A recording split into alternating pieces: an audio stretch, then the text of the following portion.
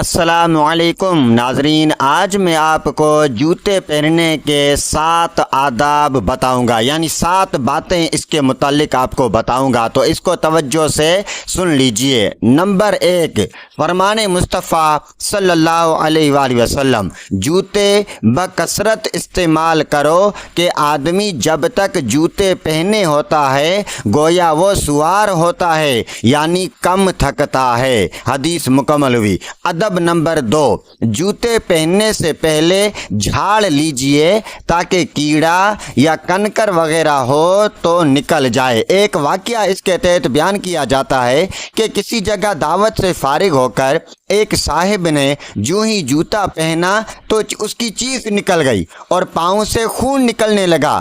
دراصل بات یہ ہوئی کہ کھانے کے دوران کسی نے نوکدار ہڈی پھینکی تو وہ جوتے کے اندر چلی گئی اور پہننے والے نے جوتے جھاڑے بغیر پہنے تو پاؤں زخمی ہو گیا، تو پتہ چلا کہ جوتا پہننے سے پہلے اس کو جھاڑنا چاہیے۔ نمبر 3، سنت یہ ہے کہ پہلے سیدھا جوتا پہنے پھر الٹا، اور اتارتے وقت پہلے الٹا جوتا اتارے پھر سیدھا۔ نمبر 4، مرد مردانہ اور عورت زنانہ یعنی لیڈیز جوتا استعمال کرے۔